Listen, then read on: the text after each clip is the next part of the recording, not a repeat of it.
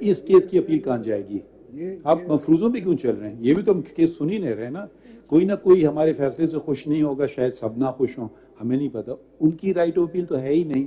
تو یہ قانون نے کہاں کہا ہے کہ ہر کیس میں اپیل ہوگی؟ انہوں نے کہا ایک قسم کے کیسز میں جہاں کم ہیں وہاں اپیل ہوگی, رائٹ آف اپیل. قانون یہ نہیں کہہ رہا ہے کہ قانون ادھر گئے ہی نہیں ہے, قانون اس جگہ گئے ہی نہیں ہے. Let's read section 5, please read it to see کہ قانون کیا کہہ رہا ہے اور کس کو رائٹ دے رہا ہے. پڑھیں پلیز section 5. جی. An appeal shall lie within 30 days from an order of bench exercising jurisdiction under clause 3 of article 184 of the Constitution. 184(3) کی اپیل لائے کرے گی. اس میں تو کوئی ہمیں کنفیوژن نہیں ہے نا. It shall be read, will be may. It's very simple. I mean, why do we have to? I mean, it's we have done it in so many cases. One submission to this. Again, let me make one question to you. The fact that in this case, the full court is hearing the virees. Okay? In this case, if the law is struck down, baat khatam ho jati hai. Main section 5 ko. If section 5, if the law is declared intra vires, I would find it some rather odd for a petitioner to say, I exercise the right of appeal under section 5 for a declaration that the law including section 5 is ultra vires. So this particular case is an exception because here the very vires of that act are under attack, including section 5. Idhar wo nahi baat apply kar sakti. बात हो रही है if this law survives challenge, तो फिर जो सवाल है separation of powers और independence of judiciary का कि आपने एक मैक्सिमम कैप लगा दिया जी 7 से ज़्यादा नहीं सुन सकते क्योंकि आपने एक सब्सटैंटिव वेस्टेड राइट दिया हुआ है.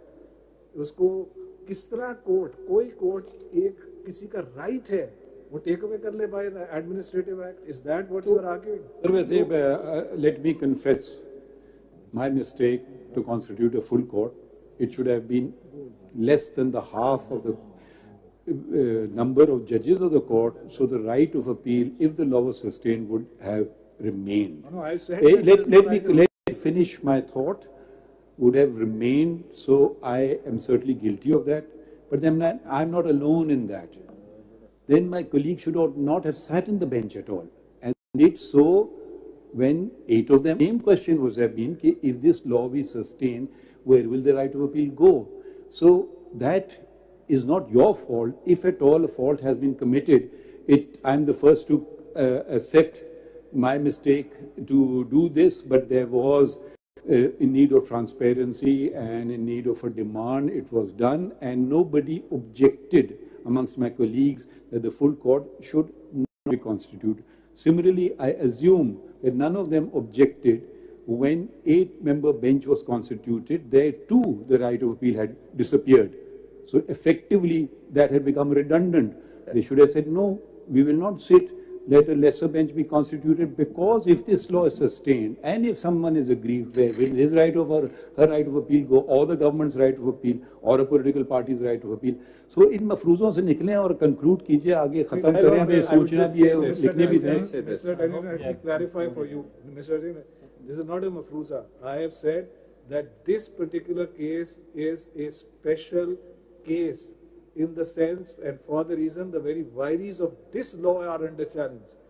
It is not possible that if this law is sustained for a party challenging the very vires of the law to say, I exercise the right of appeal under section 5 for a declaration that this right of appeal that I have exercised is ultra vires the constitution.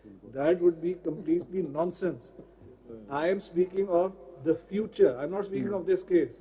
Because here the vires are under attack. My lord, my brief response is this. Suppose agar ye law sustained kar jata hai, so this issue can be resolved in the full court meeting. Rules में हम बना देंगे कि कितने benches होने चाहिए या नहीं होने चाहिए. अगर लॉ से हट के तो कुछ नहीं, उसके बाद है. मेरा रिस्पांस सिंपली